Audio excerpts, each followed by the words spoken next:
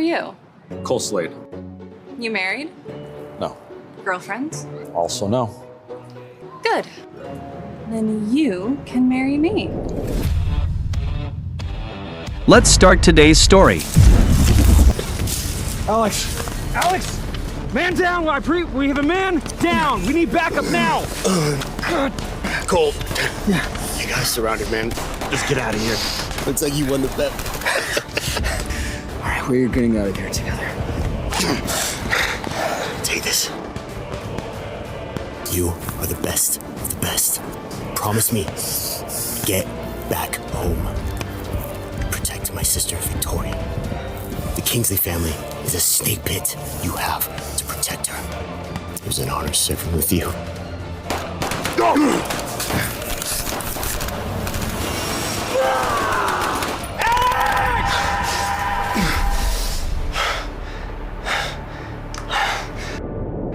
Alex saved my life that day, and I never looked back since. I left the bloodshed behind and built the Shadow Alliance, the country's largest veterans network. The Shadow Alliance quickly rose to power, feared and respected across the world. But I chose a much simpler post, content to live in the shadows as the Kingsley security guard, keeping one promise to a fallen friend: to protect Victoria.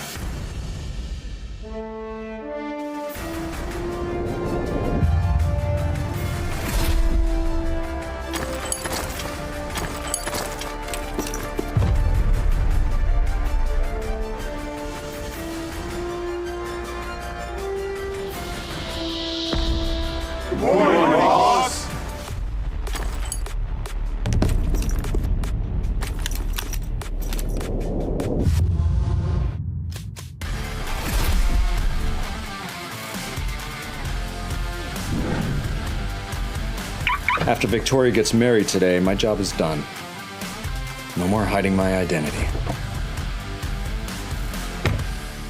Yo, Cole, looking sharp as ever.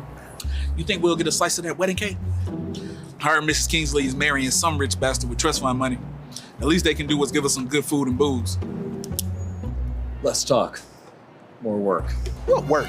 It's not our fault they sent us to do some patrol to some empty church. Look around, man. Not a soul in sight. Even the stray cats around here have better things to do. I take that back. Our bride's rolling up. Showtime, baby.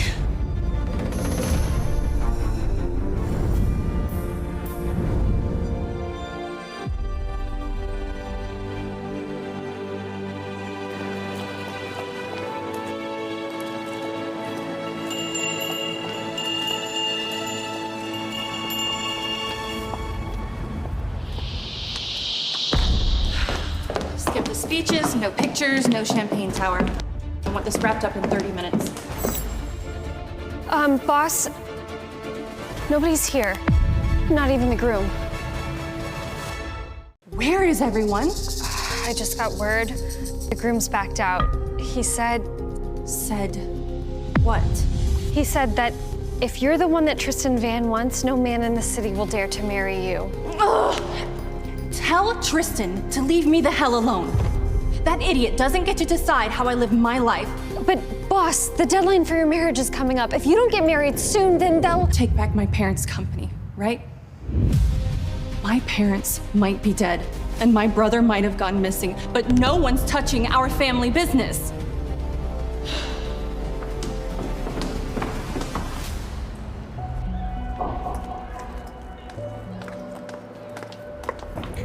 Congratulations on the wedding, Miss Kingsley. Who are you? Cole Slade. You married? No. Girlfriends? Also no. Good. Then you can marry me.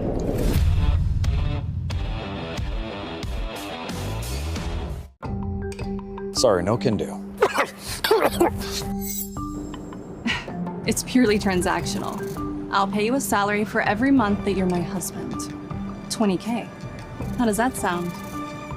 After a year, we can get divorced. Still no.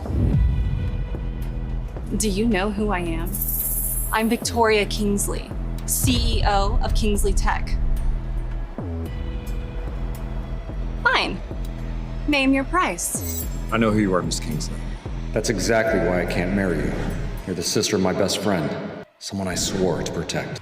Not everything is about money. Seriously, you're a goddamn security guard. You have no right to turn down my bus. No, it's fine. I'll handle this. You try to put out the fires with my family.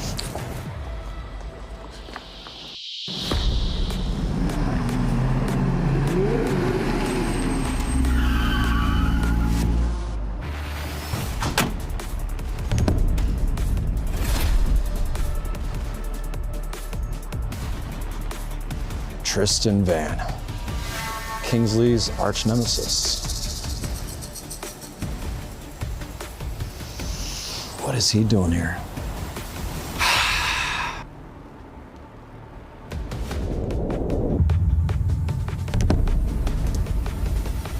Move it, guard dog. Alex, I can't do this anymore. Where are you? Oh, Vicky! I heard you were in the market for a groom.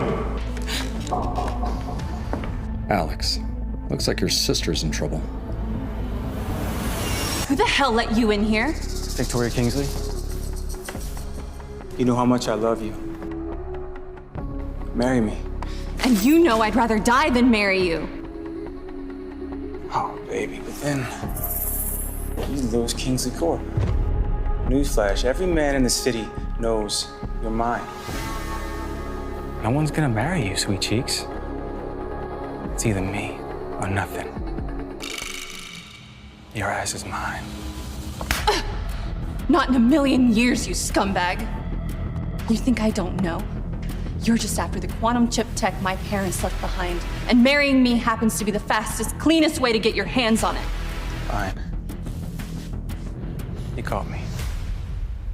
Well then, let's make this marriage official. Get off me! Go ahead. Scream your little heart out.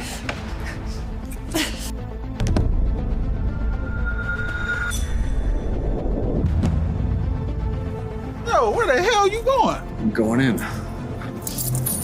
No man is brave enough to play savior from this Kingsley.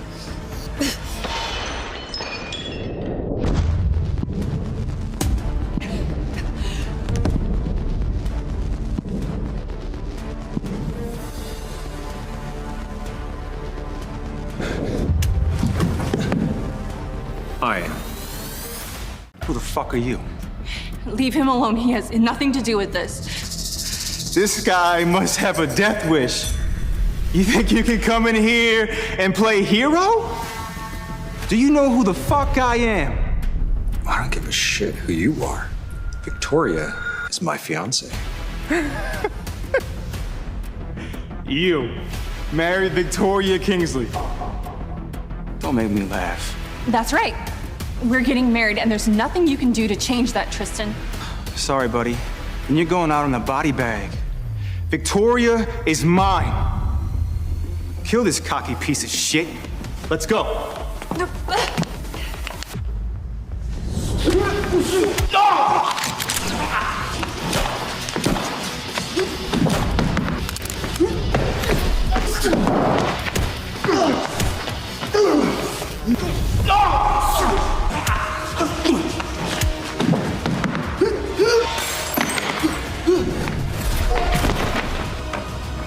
You can't just be a security guard. But I am. Oh, easy there, bud. Don't get too trigger happy. Laying your hands on a woman doesn't make you a man. You want to fight? Try someone your own size. You're pretty tough for a guard dog. I'll give you that.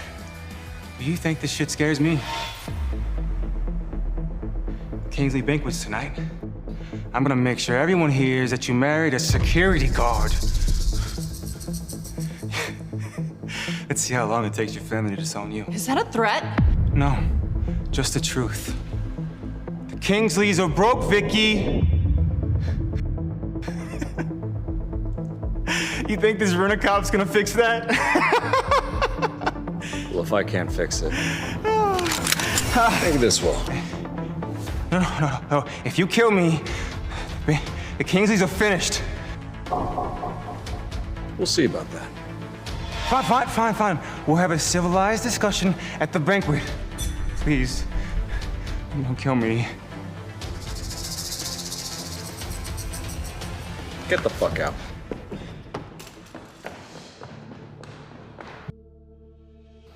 Thanks for saving me just now.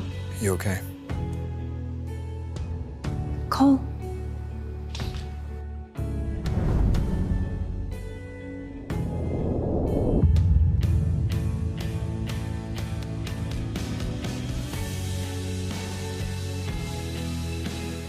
Did you mean what you said earlier? Will you marry me? Marry you? You've got the city's biggest crime boss, Tristan Van, breathing down your neck, and you want me to marry you? Is this supposed to be a thank you or a death sentence? You're right. It's too much to ask.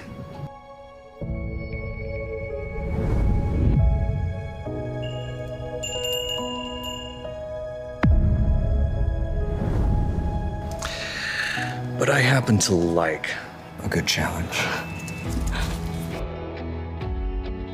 So yeah, Victoria, I'll marry you. Really? Let's go make it official. Alex, if marrying your sister is the only way to protect her, then I gotta do what I gotta do. Hope you're not mad at me, brother. Let's go. Oh my God, boss, you did it! You really did it! This means you saved your parents' company! Yes, keep your voice down, Emily. By the way, husband, tomorrow's our family banquet. You're coming with me. Your call. And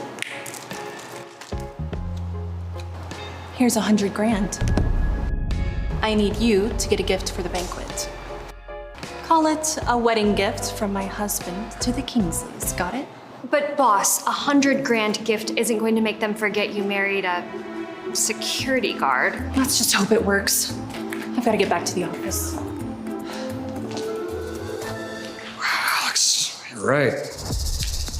Kingsley family really is a snake pit.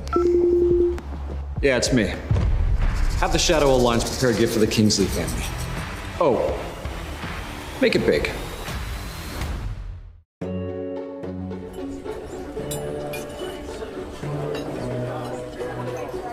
Mr. Conrad Kingsley, I heard you just closed the East Coast port deal at the insistence of your father, Alistair. It was very impressive. It's just another small win for the family, nothing to brag about.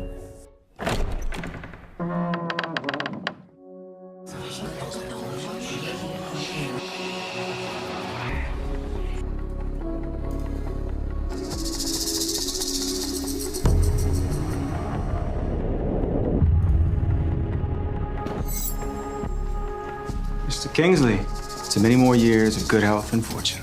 How's Father Alistair? I've been praying for him. I have been planning on leading the Kingsley legacy for years. He's fine. Just a little something to keep the Kingsley family shining. What is it? Jesus! That's the legendary revolver from Elvis Presley's private collection. Last I heard it was going for $3 million. That is a very generous gift. $3 million? That's gotta be worth at least 5. Van family certainly knows how to make an entrance.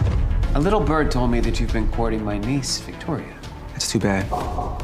Because Miss Victoria's given her heart to someone else. Has she?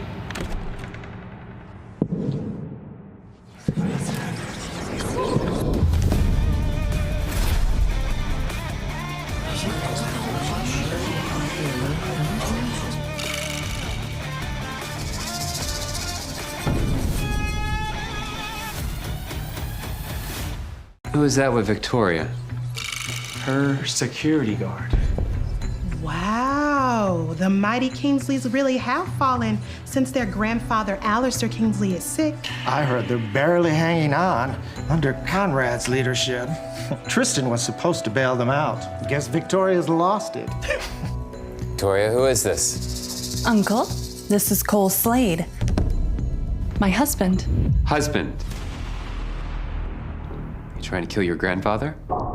You're young, throw tantrums, but marriage is not a game. This isn't a tantrum. And it's not about money, either.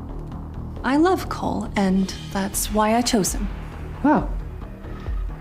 Now that you're married niece, Tristan, maybe our families can join together through my daughter, Serena. This is a family banquet. You didn't come empty-handed, did you? Tristan brought a $5 million revolver for Grandpa. What about you, Vicky? What did you bring? Oh, shoot. I only gave Cole 100 grand. Tristan dropped $5 million? We're screwed. Of course we did.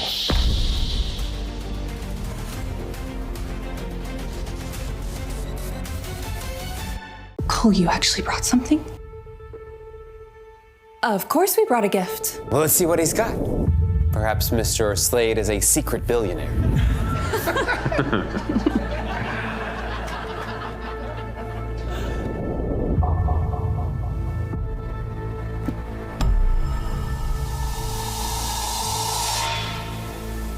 What is this? Seriously, that's the gift? It looks like some toy from the dollar store's clearance bin. Victoria, not to lecture you, but this is a family banquet. You can't just phone it in. But a security guard is a security guard. Cole, I thought I gave you 100 grand. How is this? How are you sure you don't want to know what that badge is actually worth? Go on. I'm listening. Let's see what kind of crap this security guard can spin. Let me guess. My dear cousin-in-law is gonna tell us that this is some sort of secret society emblem. Let the kid talk. This is the Shadow Alliance badge. Whoever holds it can move capital, access assets at will. Oh my gosh. The Shadow Alliance holds sway over governments and the criminal underworld. They practically run the whole world. With this badge, the Kingsleys can finally get their hands on that Trans-Pacific trade route permit they've been dreaming about for years. Wait, did you just say the Shadow Alliance? You mean the infamous League of Military Veterans? Who are you, and what are you doing with the Shadow Alliance's badge? I'm the founder of the Shadow Alliance. This badge is my ID. It carries my authority. This rent-a-cop, the founder of the Shadow Alliance? Don't make me laugh. Vicky, your man got a PhD in bullshit or what? Yo, security guy, do you need us to call you a shrink? Hey, did you just pocket that 100 grand I gave you and now you're spending these lies to cover it up? Of course not, Victoria. Everything I'm telling them is true. Get out. And don't show your face around here again, especially in front of your grandfather. This badge was a gift for Alistair, given out of respect for Victoria. It's a shame none of you can recognize value when it's right in front of you. But luckily, I brought backup. Victoria said her grandfather was a collector of Renaissance art, so I had my people send this over right away.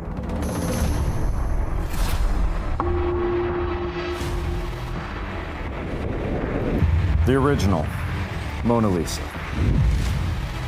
So what do you think? A little more to your liking? Erased from history. Raised far from the palace, trained not in books, but in war, Kaelan had bled for Eldoria in border conflicts where the crown refused to look. He had no claim, no title, and the loyalty of men who would gladly die for him. Kaelan returned to the capital when the king's condition worsened. His arrival unsettled the court, soldiers straightened their posture. Servants whispered, nobles avoided his gaze. Because Kaelan did not beg for acceptance, he did not ask for permission to exist, King Alaric summoned both sons to his chambers. What was said inside those walls was never recorded. But when Kaelan emerged, his face was heavier. And when Edric followed, his hands were shaking. The king died 3 days later. The coronation was swift to swift. Edric was crowned beneath banners still smelling of funeral incense. He spoke of peace, of unity, of honouring his father's legacy. The crowd cheered, the council plotted. Within weeks, the cracks began to show. Border lords withheld taxes, trade guilds demanded privileges. Mercenary companies offered loyalty for a price. Edric tried to negotiate. The Empire bled. Meanwhile, Kalen vanished. Officially, he was sent away for his own safety. In truth, he was gathering something more dangerous than an army. He was gathering belief among soldiers abandoned by the crown, among villagers burned by neglect, among men who remembered that Eldoria was once protected by strength, not promises. Civil war did not begin with a declaration. It began with silence. Supply lines failed. Garrisons switched banners overnight. Royal messengers stopped returning. Edric's advisors urged action. He hesitated. Because every order meant blood, and Edric had never learned how to live with blood on his hands. Kalen, however, had, when Kalen finally marched. He did so not as a conqueror but as a correction. He did not sack cities, he did not slaughter civilians. He removed governors permanently. Each execution carried a message: loyalty is earned, neglect is punished. The people did not fear him, they followed him. Inside the capital, paranoia took hold. Allies betrayed allies, councils fractured. Edric trusted fewer people each day. When Kalen's forces reached the gates, the city did not resist. The final confrontation took place in the throne room. Two brothers, one crown, Edric pleaded, Kalen listened. And then he spoke the truth Edric had never wanted to hear. You were raised to rule a kingdom that no longer exists. Edric offered the crown, Kalen refused. Because Kalen did not want power given.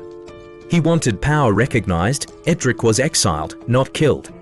Because mercy, too, is a form of control, Kalen was crowned King Kalen I. His reign was not gentle, but it was effective. Borders stabilized, rebellions ended. The empire survived. History would remember him as a tyrant or a savior depending on who was asked. But one truth remained undeniable: Eldoria did not fall, because one man was willing to become what the empire required. And that is how kingdoms endure, not through virtue, but through sacrifice that history prefers not to name. Memory is the most fragile form of truth. People trust it completely, even though it changes every time they touch it. This story is about a man who trusted his memory and paid the price for it. His name is Lucas Hale, at least. That's the name he remembers. Lucas wakes up in a white room with no windows, no clock, and no sound except his own breathing. The walls are clean, like they've never been lived in. There is a chair, a table, and a mirror. On the table lies a folder. On the front, written in black ink, are 3 words. Session 1, Recovery. Lucas does not remember how he got here. He does remember other things. He remembers growing up near the ocean. He remembers the smell of salt and rust. He remembers a woman's laugh, soft, familiar, painful. But when he tries to hold on to these memories, they slip, like dreams dissolving after waking.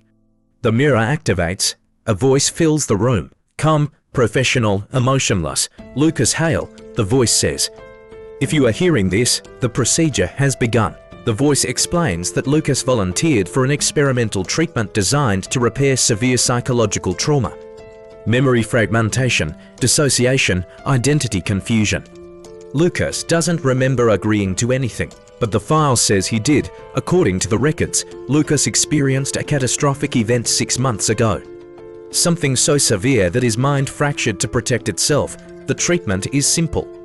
They will help him remember session by session, memory by memory. At first, the memories seem harmless. A childhood bicycle, a high school classroom, a rainy afternoon spent waiting for someone who never arrived. Each session ends with exhaustion and a dull ache behind his eyes. Between sessions, Lucas notices something strange. Some memories feel planted. To clean, to complete. Real memories are messy, inconsistent, emotional. These are not. During session 4, Lucas asks a question. What happens if I don't want to remember? The voice pauses. That will not be necessary. That answer stays with him. As the sessions continue, the memories grow darker. A car accident, flashing lights, someone screaming his name. Lucas feels guilt but cannot identify why. In session 7, he sees blood on his hands. In session 8, he sees the woman again. Her name is Evelyn. She is smiling at first. Then she is crying.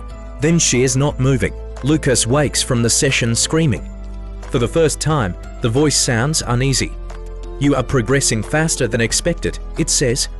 That night, or what he assumes is night, Lucas studies the mirror and notices something impossible. His reflection is delayed, only slightly, but enough. In session 10, Lucas lies. He says he remembers ever pulling a trigger. Victor wanted Ethan gone, not dead, disappeared. Marcus understood what that meant. He was being asked to erase someone. Not physically, socially, reputationally, existentially. Marcus hesitated, and hesitation is expensive. Victor reminded him of something Marcus had forgotten. You don't choose when you're done, Victor said. The city does, Marcus did the job. Bank accounts frozen, false accusations planted. Careers destroyed overnight. Ethan lost everything in less than a week. Marcus watched it happen, and something broke inside him. Because Ethan didn't fight, he accepted it. Like someone who had always known the bill would come due. Weeks later, Marcus found out why. Ethan had tried to expose the system, he failed. Marcus wasn't eliminating a threat, he was burying a warning. Guilt doesn't arrive loudly, it settles in quietly. Marcus began seeing the city differently. Every building felt complicit, every advertisement felt like a lie. Every smile felt transactional. He wanted out, Victor laughed. There is no out, he said, only distance from the blast. Marcus tried to run anyway, that's when the city closed in. Friends stopped answering calls, accounts vanished. Doors that once opened easily stayed shut. The system Marcus helped sustain turned its attention to him in the end. Marcus made one final decision: if he couldn't escape the city, he would expose it. Marcus leaked everything. Names, transactions, networks. He didn't become a hero. Heroes are protected. Marcus became a liability. The fallout was controlled, scandals redirected, sacrifices made. Marcus disappeared, not officially, but effectively. The city continued, it always does, somewhere. People still believe hard work is enough. That systems are fair, that survival is neutral. The city doesn't correct those beliefs, it relies on them. And Marcus Lane. He became what the city creates best, a lesson no one learns from. Because in the end, the city doesn't punish crime, it punishes disruption. At first glance, this looks like an ordinary love story, a quiet town, a powerful family, and a girl who seems far too insignificant to matter. But if you keep watching, you'll realize this story is never really about love, it's about control, identity, and what happens when the truth refuses to stay buried. This story begins on a rainy night. A young woman named Elena Carter stands outside the iron gates of the Blackwood estate, soaked to the bone, holding a worn-out suitcase in her trembling hands. She has nowhere else to go. Her mother is dead. Her father's name is written on a birth certificate, but he never once looked back. And now, after 23 years of silence, the Blackwood family has finally found her. Inside that mansion lives Alexander Blackwood, the youngest heir of the Blackwood Empire. Cold, calculating, and dangerously intelligent. To the outside world, he is perfection itself, a future CEO, a golden boy, a man who never makes mistakes. But Alexander hates this house, because this house is built on secrets. The moment Helena steps inside, the atmosphere shifts. The servants stare at her like she doesn't belong. The walls whisper stories no one dares to tell. And at the center of it all sits Margaret Blackwood, the matriarch. Watching Elena with a gaze sharp enough to cut through bone, Margaret doesn't welcome her. She studies her like a problem that should have been erased long ago. You see, Elena isn't just a long-lost daughter, she's evidence. Evidence of an affair, evidence of betrayal. Evidence that the Blackwood family is not as perfect as they claim. And so, Margaret makes a decision. Elena can stay, but only under one condition. She will never reveal her true identity. To the world, Elena is introduced as nothing more than a distant relative. A charity case, a girl taken in out of kindness. But kindness has never existed in this house. From the very first day, Elena becomes invisible. She eats after everyone else. She walks with her head down. She learns quickly which hallways to avoid, which words not to say, and which emotions to swallow. Except around Alexander. Alexander notices everything. He notices the way Elena flinches when voices are raised. The way she holds her breath when Margaret enters the room. The way she looks at family portraits like she's searching for herself among strangers. At first, Alexander keeps his distance, because getting close to Elena means getting close to the truth. And the truth is dangerous, but distance doesn't last. Late one night, Alexander finds Elena in the library, asleep at the desk, a stack of old documents scattered around her. She's been searching, digging, asking questions she shouldn't. That's when Alexander realizes something terrifying. Elena doesn't just want acceptance, she wants answers. And answers could destroy everything. As days turn into weeks, tension builds. Elena overhears conversations that weren't meant for her ears. She sees the cracks in the Blackwood Empire, shady deals, silent threats, alliances built on fear instead of loyalty. Meanwhile, empires are not built by heroes. They are built by men willing to make decisions others cannot live with. This story begins at the moment an empire starts to rot from the inside. The kingdom of Eldoria had ruled the continent for over 3 centuries. Its banners flew over cities, ports, and trade routes that fed the wealth of the entire realm to the common people. Eldoria represented order, stability, a promise that tomorrow would resemble today. But stability is fragile. And power, when inherited too long, forgets its purpose. King Alaric IV was dying. The illness did not announce itself dramatically. It weakened him slowly, stealing breath, strength, and clarity piece by piece. By the time the court acknowledged the truth, the question was no longer if the king would die but who would rule after him. Officially, the answer was simple: Prince Edric, the king's eldest legitimate son. Educated, polite, entirely unprepared, Edric had been raised in safety, shielded from bloodshed, taught diplomacy without consequence. He believed that words could still solve problems that had long since grown beyond language. The nobles smiled when he spoke, and sharpened their knives when he turned away. Unspoken among the court was another name: Kaelan, the king's bastard son, born to a woman The world did not end in fire. There were no explosions, no dramatic speeches, no final warning reported on the news. The world ended quietly. It ended with empty shelves, with unanswered phone calls, with doors that stopped opening. By the time people realized something was truly wrong, society had already collapsed. This story begins 6 months after that collapse. His name is Daniel Mercer. Before the fall, Daniel was ordinary in every way that mattered. He worked a desk job. He complained about traffic. He believed that tomorrow would always arrive as scheduled. Now, tomorrow is never guaranteed. Daniel lives alone in what used to be a suburban neighborhood. Houses stand like skeletons, intact on the outside, hollow within. Some were abandoned peacefully.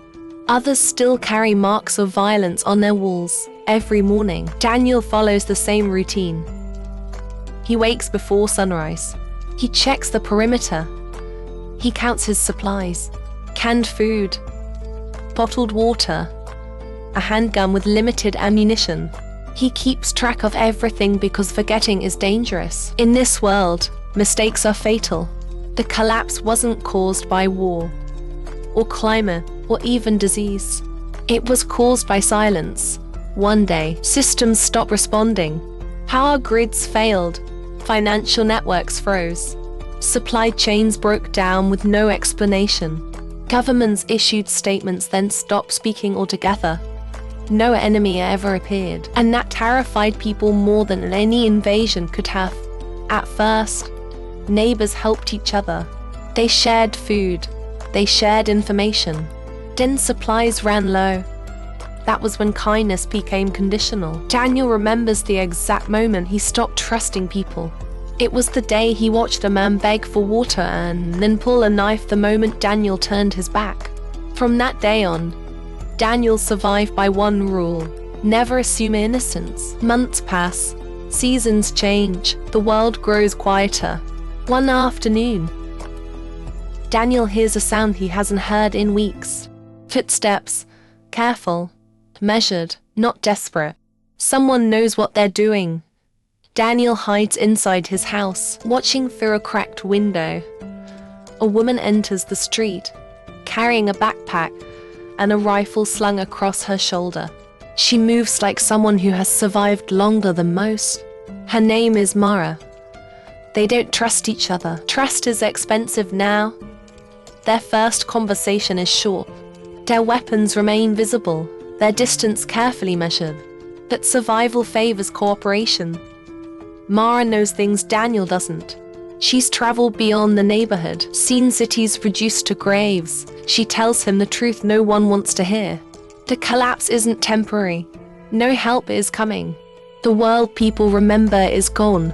Together, they form an uneasy alliance. Days turn into weeks. They scavenge abandoned buildings. They avoid roads. They watch the horizon constantly. And slowly, something dangerous happens. They begin to feel human again. They talk at night. They share memories of a world that feels fictional now. They laugh quietly, as if afraid laughter might attract there.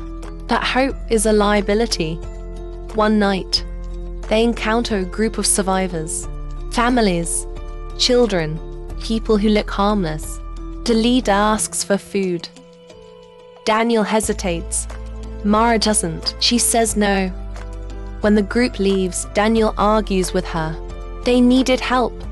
Mara looks at him and says something that changes everything. So did we? No one helped us. Days later, they find that same group again. Only this time, the group is armed and they're not asking. Daniel witnesses what desperation truly looks like. The survivors kill without hesitation. They take everything. They leave bodies behind. Daniel and Mara escape, but something inside Daniel breaks. That night, he can't sleep because he realizes a terrifying truth. The apocalypse didn't turn people into monsters. It revealed who they already were. As resources disappear, morality follows. Daniel struggles with what survival requires. Mara accepts it. She's not cruel, she's realistic. She tells Daniel about a settlement rumored to exist far north. A place with rules, structure, power. But power always has a price. They reach the settlement weeks later. It's real. Walls, guards, organization. For the first time since the collapse, Daniel feels safe until he learns how the settlement survives. They trade protection for obedience. They exile the weak. They execute those who challenge authority. Order has replaced chaos, but at the cost of compassion. Daniel is offered a choice: stay and become part of the system, or leave and return to uncertainty. Mara already knows her answer. She refuses to live in another cage. Daniel hesitates, because survival without humanity feels meaningless, and humanity without survival feels impossible. In the end, Daniel leaves with her. Not because he's brave, but because he's still afraid of becoming someone he can't recognize. They disappear back into the ruins. The world remains broken. Civilization does not return. But Daniel understands something now. The end of the world wasn't a single moment. It was a process, and survival isn't about staying alive. It's about deciding who you are willing to become to do so. Because when everything else is gone, that choice is all that remains. The Ghost King, because no one knows how he rose to power. And those who try to investigate disappear. Damien takes Lydia's trembling hand. The priest asks, "Do you take this woman?" Damien answers before the priest finishes, "I do." Lydia is stunned. She protests, screams, tries to run, but the guards hold her still. Damien leans close, voice dangerously calm. "Say the words, Lydia." I don't," he whispers into her ear. "If you don't marry me, the Hale family will not live through tonight." Terror grips her heart. Shaking, Lydia barely forces the words out. "I do." The moment the ceremony ends, Damien kisses her lightly, almost mockingly. "Congratulations, Mrs. Blackthorn. Lydia is taken to a black limousine and driven to Damien's fortress-like estate. But here's the twisted part. Damien doesn't touch her, doesn't speak to her. He simply tells her, "You will stay here, you will obey my rules, and you will never leave." But Lydia refuses to be a prisoner.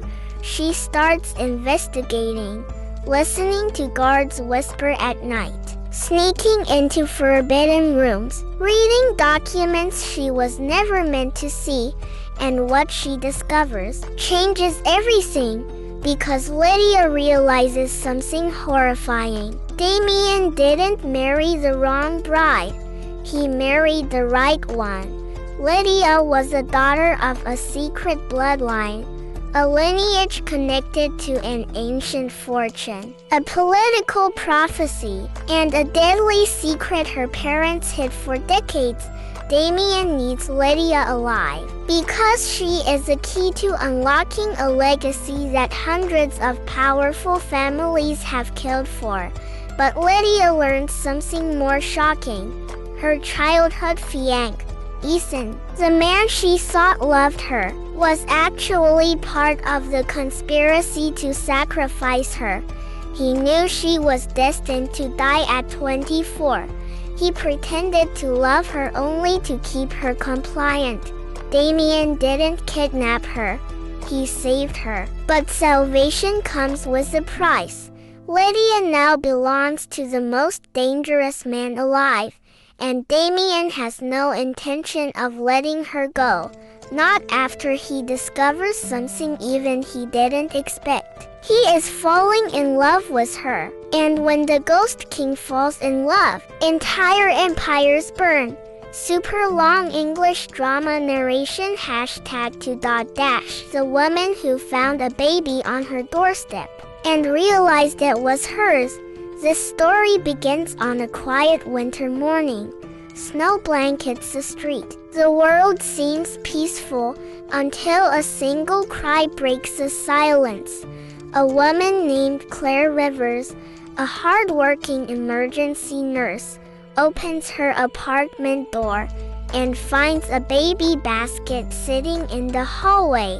Inside it, a newborn girl wrapped in a blanket embroidered with Claire's own initials ... At first, Claire thinks it must be a mistake, a prank, some kind of tragic abandonment. But then she sees a note, a single line written in trembling handwriting. "Please protect our daughter. They cannot know she survived." Claire freezes. The handwriting looks disturbingly familiar because it looks like her own. Impossible, insane, but the more Claire examines it, the more certain she becomes. She wrote this note, or someone who knew her handwriting perfectly. Everything. The voice responds instantly, that is incorrect. And the room changes. The walls darken. The temperature drops. The voice stops pretending. Lucas Hale does not exist, it says. That is when the truth begins to surface. Lucas was not a patient, he was a construct, a personality assembled from fragmented memories belonging to multiple individuals. A psychological container designed to hold guilt, trauma, and responsibility that no single mind could bear. There was an incident, a classified incident, one that resulted in dozens of deaths. The people responsible could not live with what they had done. So they split the memory ... and buried it inside Lucas.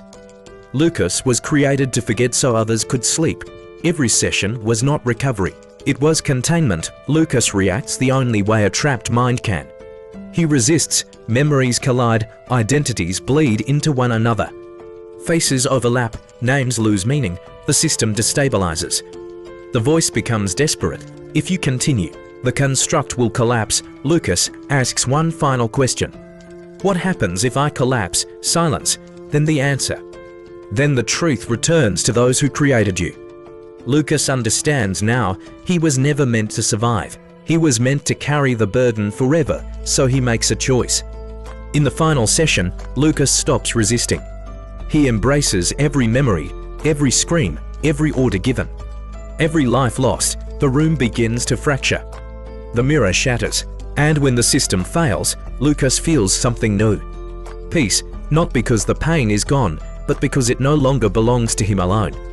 When the facility goes dark, alarms echo through empty halls elsewhere. People wake up screaming from dreams they don't understand.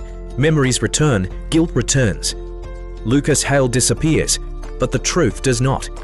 Because memories, no matter how deeply buried, always find their way home. Cities don't sleep, they pretend to, but they never really do. At 3 in the morning, when the streets are empty and the neon signs flicker like dying stars, the city tells the truth about who survives, about who disappears, about who never mattered in the first place. This story belongs to one of those people.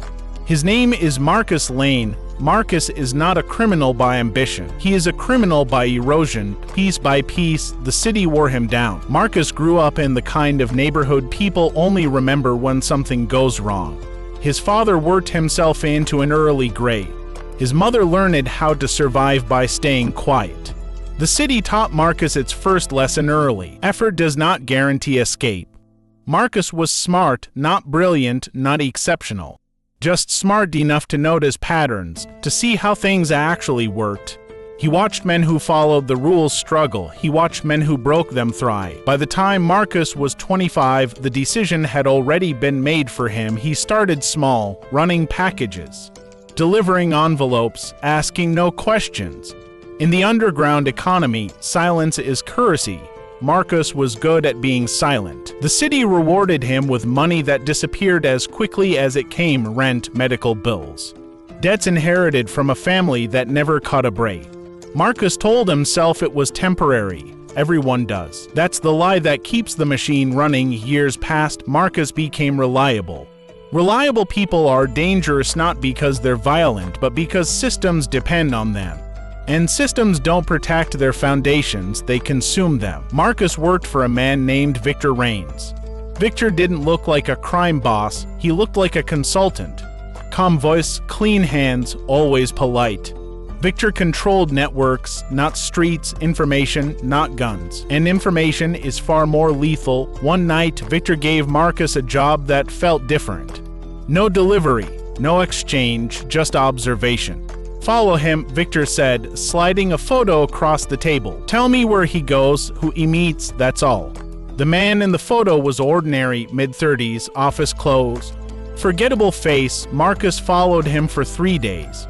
On the 4th day, the man noticed. That's when everything changed. The man confronted Marcus in a subway station, crowded, loud, impossible to disappear in. You shouldn't be here, the man said quietly. Marcus froze because the man wasn't afraid. He was resigned. The man's name was Ethan Cole. Ethan wasn't a criminal, he was an accountant. Or at least, that's what his records said. What Marcus uncovered slowly was something far worse. Ethan was laundering money not for gangs, but for institutions people trusted, corporations, charities, political foundations. Legal crime, the kind that destroys lives without... He crawls out, gasping for air, covered in funeral flowers. Her first thought isn't fear, it's vengeance. But she can't return to the palace, because everyone has already accepted her death. The kingdom has moved on. Her younger sister is taking the throne. Her advisor, the traitor, is now controlling the royal council. Serafini realizes she must stay dead. She disguises herself and goes into hiding, forming alliances with assassins, spies, and rebels. Slowly, she uncovers a conspiracy. Foreign nations, corrupted nobles, and even her own sister, who secretly wanted the crown. The deeper Serafini digs, the darker the truth becomes. The assassination wasn't just about power. It was part of a prophecy that foretold the eldest daughter of Aldora shall bring ruin to the realm. The kingdom didn't want to kill her out of hate. They killed her out of fear. But Serafini isn't the monster the prophecy claimed. the true monster, is the person who forged the prophecy in the first place, and she plans to reclaim everything stolen from her, her crown, her kingdom, and her fate. But first, the dead princess must return from the shadows. It begins on a rain-soaked highway. A lone woman, in a torn evening gown, stumbling barefoot through the dark. No ID, no phone, no memory of who she is, but within the next hour, the world will learn her name, because this woman is none other than Evelyn Ardent, the missing heiress of $1 trillion empire, presumed dead for 10 long years. The story opens with a small-town sheriff answering a call about a confused stranger wandering near the county border. When he arrives, the woman only whispers one sentence, "Don't let him find me." She's trembling, terrified, staring into the trees as though someone or something is hunting her. At the hospital, doctors discover something even stranger. Evelyn shows signs of repeated injections, controlled sedation, and restraints that have been removed only hours ago. She wasn't wandering, she escaped. News outlets explode. Paparazzi swarm the hospital. The Ardent family, owners of the world's largest biotech conglomerate, immediately sends a private security convoy to retrieve her, but Evelyn refuses to leave. She says her family isn't trying to rescue her, they're trying to silence her. Piece by piece, she starts recalling fragments of the lost decade, a secret research facility, a genetic experiment gone wrong, and a man who called himself Director Hale. She remembers steel doors, sleepless nights, needles, and whispering voices behind glass walls. She remembers running. Just as Evelyn begins cooperating with investigators, a mysterious fire erupts in the hospital's east wing. Security footage shows masked intruders cutting the power. Their target, Evelyn, with alarms blaring. The sheriff grabs her hand and escapes through a back stairwell. But they're too late. The Ardent family's private strike team has surrounded the building. Cornered, Evelyn suddenly remembers why she vanished in the first place. She wasn't kidnapped, she was the experiment. And the secret locked in her DNA is worth more than any life on Earth. In a maximum security prison buried deep in the desert, a single inmate sits in total silence. No visitors, no calls, no contact with the outside world, and yet, every week, he sends anonymous letters predicting violent crimes before they happen. Every detail, every name, every timestamp always correct. His name is Dr. Adrian Wolfe, once the world's most brilliant behavioral scientist, now serving a life sentence for the murder of his own research team. The authorities call him a monster, the media calls him a prophet. But today, for the first time in 13 years, the prison warden unlocks his cell door because the latest letter predicts something far worse, the downfall of the entire country.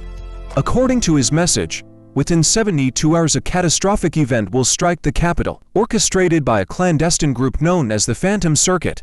Wolfe claims he knows their methods because he was one of the founders before he was betrayed and locked away. Reluctantly, the government brings him to an underground briefing room. Surrounded by agents, Wolfe calmly explains that the Phantom Circuit has infiltrated every layer of society. Politicians, CEOs, military analysts, even the justice system that put him away.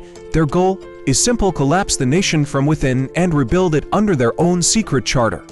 But here's the twist. Wolfe says he didn't predict the attacks, he designed them.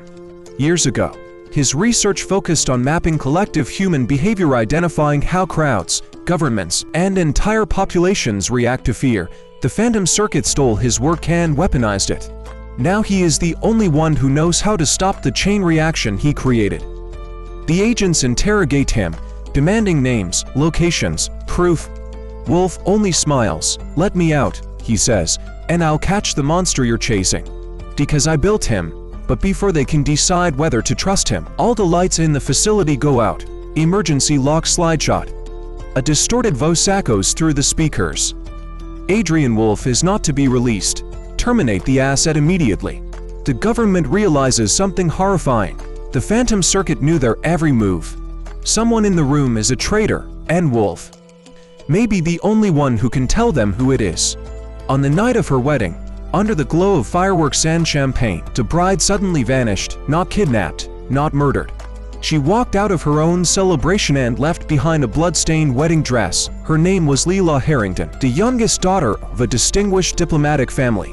Her marriage was supposed to unite to powerful alliances and end years of political tension, but minutes before the ceremony, Leela received an anonymous message containing 3 words that change everything: he killed them. The message came with a photo grainy, dark, showing her fiancé standing over 2 bodies. Leela didn't understand it at first, until she recognized something in the picture. The necklace belonging to her missing childhood friend, Iris. While guests laughed and danced, Leela went to confront her fiancé in his private suite. What happened next remains a mystery. Security cameras caught silence, no screams, no struggle. Just Leela walking out alone, carrying her shoes, trembling as if she had seen the devil himself. She was last spotted leaving through the garden gate. Hours later, her wedding dress torn and soaked in blood was found at the edge of a river. But there was no body, no footprints, no signs of drowning. Investigators soon discovered something more disturbing. Leela had been collecting files for months, documents exposing a covert diplomatic operation, blackmail letters, untraceable bank transfers, and a hidden list of high-ranking officials involved in an off-books political assassination program. The final page of her journal reads, "If I disappear, it's because I finally know the truth. The groom denies everything. The families cover up the scandal. The world moves on." But days later, a message appears on a secure server belonging to an international whistleblower group. A video thumbnail, a familiar face, Leela Harrington alive. And she's ready to expose the truth about the man she almost married. In the heart of a neon-lit metropolis, people still talk about the night a billionaire vanished into the slums and left his entire empire to a homeless stranger. It wasn't charity, it wasn't madness, it was revenge calculated, cold.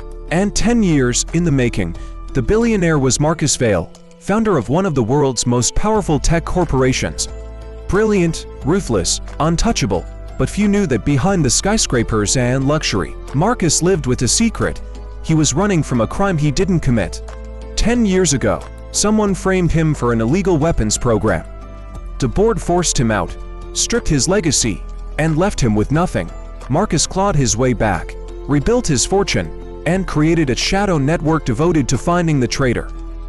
But instead of confronting them in a boardroom, Marcus designed a different plan. He befriended a homeless man living under a bridge, a quiet, intelligent veteran named Sam who once studied engineering before life tore him apart. Marcus gave Sam food, shelter, friendship. And then, one night, Marcus offered him the unthinkable. "Take my identity, take my company. Become me." Sam thought it was a joke until men in suits arrived with documents, transfers, and biometric scans proving it was real. Overnight, the bidder became the new owner of Vail Technologies. Overnight, Marcus Vail no longer existed because Marcus had discovered something. The traitor who destroyed his life was someone inside his own family. Someone who watched his downfall with a smile. By erasing himself and handing over his empire, Marcus created the perfect trap. The traitor would strike again assuming Sam was Marcus. And when they exposed themselves, Marcus would emerge from the shadows with evidence, truth, and vengeance. But the plan took a deadly turn. Sam was attacked within 48 hours. Marcus's old enemies resurfaced. And a mysterious organization called the Seventh Protocol began hunting both men. The world now thinks Marcus Vail is dead, but in the underbelly of the city, he's watching every move, waiting to reclaim the life stolen from him. It begins on a rain-soaked highway, a lone woman in a torn evening gown, stumbling barefoot through the dark. No ID, no phone, no memory of who she is.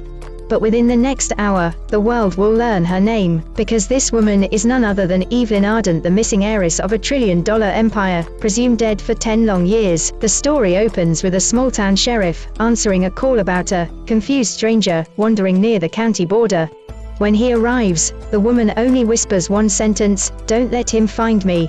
She's trembling, terrified, staring into the trees as though someone or something is hidden on her. At the hospital, doctors discover something even stranger. Evelyn shows signs of repeated injections, controlled sedation, and restraints that have been removed only hours ago. She wasn't wandering. She escaped. News outlets explode. Paparazzi swarm the hospital. The Ardent family, owners of the world's largest biotech conglomerate, immediately sends a private security convoy to retrieve her. But Evelyn refuses to leave. She says her family isn't trying to rescue her, they're trying to silence her. Piece by piece, she starts recalling fragments of the lost decade, a secret research facility, a genetic experiment gone wrong, and a man who called himself Director Hale. She remembers steel doors, sleepless nights, needles, and whispering voices behind glass walls. She remembers running. Just as Evelyn begins cooperating with investigators, a mysterious fire erupts in the hospital's east wing. Security footage shows masked intruders cutting the power. Their target, Evelyn. With alarms blaring, the sheriff grabs her hand and escapes through a back stairwell. But they are too late. The Ardent family's private strike team has surrounded the building. Cornered, Evelyn suddenly remembers why she vanished in the first place. She wasn't kidnapped, she was the experiment. And the secret locked in her DNA is worth more than any life on Earth. In a maximum security prison buried deep in the desert, a single inmate sits in total silence. No visitors, no calls, no contact with the outside world. And yet, every week, he sends anonymous letters predicting violent crimes before they happen. Every detail, every name, every timestamp, always correct. His name is Dr. Adrian Wolfe, once the world's most brilliant behavioral scientist, now serving a life sentence for the murder of his own research team. The authorities call him a monster. The media calls him a prophet. But today, for the first time in 13 years, the prison warden unlocks his cell door, because the latest letter predicts something far worse, the downfall of the entire country. According to his message, within 72 hours a catastrophic event will strike the capital, orchestrated by a clandestine group known as the Phantom Circuit. Wolfe claims he knows their methods because he was one of the founders, before he was betrayed and locked away. Reluctantly, the government brings him to an underground briefing room. Surrounded by agents, Wolfe calmly explains that the Phantom Circuit has infiltrated every layer of society, politicians, CEOs, military analysts, even the justice system that put him away. Their goal is simple: collapse the nation from within and rebuild it under their own secret charter. But here's the twist: Wolfe says he didn't predict the attacks. He designed them. Years ago, his research focused on mapping collective human behavior, identifying how crowds, governments, and entire populations react to fear. The Phantom Circuit stole his work and weaponized it. Now he is the only one who knows how to stop the chain reaction he created. The agents interrogate him, demanding names, locations, proof. Wolfe only smiles. "Let me out," he says, "and I'll catch the monster you are chasing. Because I built him." But before they can decide whether to trust him, all the lights in the facility go out. Emergency locks slide shut. A distorted voice echoes through the speakers: Adrian Wolfe is not to be released. Terminate the asset immediately. The government realizes something horrifying: the Phantom Circuit knew their every move. Someone in the room is a traitor. And Wolfe may be the only one who can tell them who it is. On the night of her wedding, under the glow of fireworks and champagne, the bride suddenly vanished. Not kidnapped. Not murdered. She walked out of her own celebration, and left behind a blood-stained wedding dress. Her name was Lila Harrington, the youngest daughter of a distinguished diplomatic family. Her marriage was supposed to unite to powerful alliances, and end years of political tension. But minutes before the ceremony, Lila received an anonymous message containing 3 words that changed everything: he killed them. The message came with a photo, grainy, dark, showing her fiancé standing over 2 bodies. Lila didn't understand it at first until she recognized something in the picture: the necklace belonging to her missing childhood friend, Iris. While guests laughed and danced, Lila went to confront her fiancé in his private suite. What happened next remains a mystery. Security cameras caught silence. No screams. No struggle. Just Lila walking out alone, carrying her shoes, trembling as if she had seen the devil himself. She was last, spotted leaving through the garden gate. Hours later, her Margaret grows increasingly hostile. Because Margaret knows something Elena doesn't. The Blackwood family didn't lose Elena by accident. She was erased on purpose, years ago. When Elena's existence threatened the inheritance line, a decision was made. Money changed hands, records disappeared. A woman was paid to vanish with her child. But the child survived, and now she's back. The closer Elena gets to the truth, the more dangerous her position becomes. Servants are fired overnight, security tightens. Even Alexander is warned to stay away from her, but by then, it's already too late. Because somewhere between shared silences and stolen glances, Alexander falls in love with her, and that love becomes the final threat to the Blackwood legacy. When Elena finally uncovers the truth that she is not a guest, not a burden, but a rightful heir, everything explodes. Margaret denies it. The family panics, the board of directors intervenes, and Alexander is forced to choose family or Elena. In the final confrontation, secrets are exposed in front of the entire Blackwood board. DNA results are revealed. Financial crimes surface. Decades of lies collapse in a single night. Margaret loses control. The empire fractures. And the truth, once hidden, becomes impossible to erase, but victory doesn't come without a cost. Elena walks away from the Blackwood Main not because she has to, but because she finally understands something powerful. Blood doesn't define family, power doesn't define worth, and sometimes, survival is the greatest revenge. As for Alexander, he leaves with her, not as an heir, not as a Blackwood, but as a man finally free. And that is the real ending of this story, not a fairy tale, not a perfect romance, but a reminder. No matter how deeply the truth is buried, it always finds a way back to the surface. The bride who married the wrong man. Pay close attention on what should have been the happiest day of her life. This woman walked down the aisle and accidentally married a man she had never met. Her name is Lydia Hale, the eldest daughter of a wealthy political family. For 24 years, she lived under strict rules, perfect grades, perfect manners, perfect reputation. Her engagement to her childhood sweetheart, Ethan Crowe, was arranged when they were children. Everyone expected their wedding to be the union of two powerful families. But on the wedding day, Lydia's life derails in the most unbelievable way. Moments before the ceremony, Lydia is kidnapped by masked men, thrown into a black SUV, and drugged with something that makes her head swim. When she wakes up, she's in a dimly lit church, a completely different location. Her bouquet replaced, her veil rearranged, her bridesmaids missing, and the groom isn't Ethan. Standing at the altar is a cold, devastatingly handsome man with gray eyes as sharp as winter steel. A man Lydia has never seen in her life. His name? Damien Blackthorne, the most feared underground king in the entire eastern region, leader of the Blackthorne Syndicate, a man whose reputation can silence even the bravest criminals. Everyone calls him. But Claire has never been pregnant, never given birth, never even been in a long-term relationship. So how could this baby be hers? As Claire holds a baby, a wave of foreign memories hits her. Images she doesn't recognize, faces she's never seen, hospital rooms she's never entered. Every night, the memories grow stronger. A surgery she didn't remember, a man she never met, a hospital bed where she was unconscious. Claire begins digging into her past and uncovers a horrifying truth. 3 years ago, she was involved in a major accident. She was unconscious for 2 days. Doctors claimed she suffered only mild injuries, but that wasn't true.